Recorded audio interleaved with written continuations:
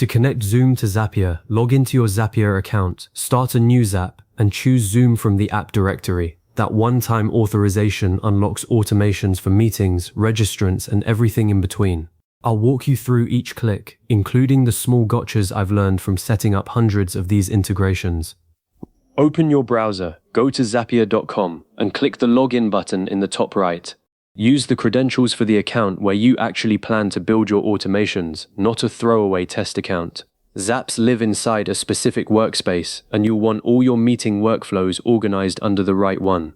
Once the dashboard loads, look to the upper left corner and click the orange Create button, then select Zaps from the drop-down. That opens the Zap editor, which always starts with a blank trigger step. In just a moment, Zapier will ask you to name this Zap. Don't skip that. Giving it a real name, like Zoom Meeting to Gmail Invite, saves you from a sea of untitled Zaps later when you need to troubleshoot. Now, with the editor open, you're ready to tell Zapier which app you want to hook up. Click inside the big trigger box. It'll prompt you to search for an app. Type Zoom, and you'll see the familiar blue camera icon appear. Select Zoom from the list. At this stage, you're not yet choosing whether Zoom is a trigger or an action. You're simply telling Zapier that this workflow revolves around Zoom. The actual trigger or action decision comes after the account is linked and you see the full drop-down. If you want Zoom to kick off the automation, say whenever someone registers for a webinar, you'll pick a trigger in a minute. If you want another app to tell Zoom to do something, like create a meeting, you'll pick an action later. Either way, the connection process is identical. Once you select Zoom, the editor shows a Connect Account button. Click that Sign In or Connect a New Account button. A pop-up window opens, taking you to the Zoom login page. If you aren't already logged into Zoom in that browser, enter the email and password for the Zoom account that hosts your meetings and webinars, not your personal free account if your automations are for a team.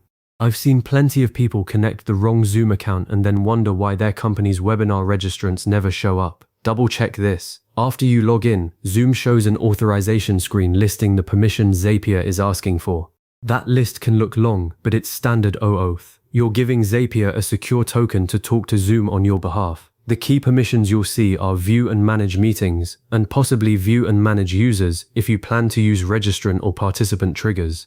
Take 5 seconds to scan the list. If anything feels off, you can cancel and dial in your Zoom admin settings, but for most workflows you need to allow everything shown. Click Allow, the window closes, and you're back in Zapier with your Zoom account connected. Don't skip the connection test. After authorization, Zapier shows a Continue button. Click that, and you'll see a Test button. Press it. Zapier attempts to pull a sample record from your Zoom account, typically a list of upcoming meetings if you're headed toward a trigger, or it simply confirms the account can be reached. A green success message and a little table of sample data, like meeting IDs and topics, means the handshake is solid. If the test fails, the number one culprit I run into is that the connected Zoom account either has no meetings matching the trigger, or it lacks the proper role. For some webinar triggers, the account needs to be an admin, or have webinars assigned to it. If you see no data found, pop into Zoom's user management, check your role, and make sure you have permission to view the meetings you want to automate.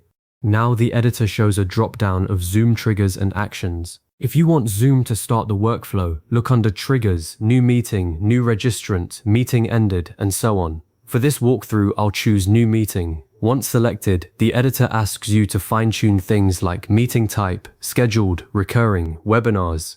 I always leave it set to all meeting types. You can filter later with Zapier's built-in filters, and this way you won't accidentally miss anything because you narrowed too early. Hit Continue.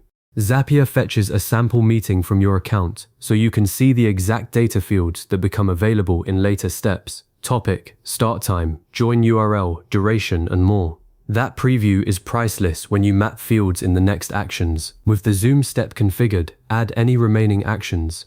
Maybe you want to send a Gmail invite, post a Slack message, or create a Google Calendar event whenever that new meeting appears. Build those steps one by one, mapping the Zoom fields into the right spots. When the workflow looks complete, click the big Publish button, but don't walk away yet.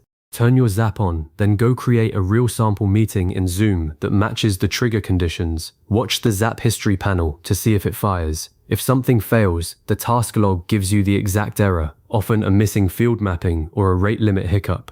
Once you see that first successful run, you know the integration is ready for production. And that's it. You've connected Zoom to Zapier and built your first automated workflow around it. That connection is reusable in any number of Zaps, so you never have to re-authenticate. If you ever need to revoke access, you can do it from your Zoom app marketplace settings. When you're ready to go deeper, try chaining a CRM update, a calendar event, and a follow-up email all from a single meeting trigger. Save this process, and I'll catch you in the next one.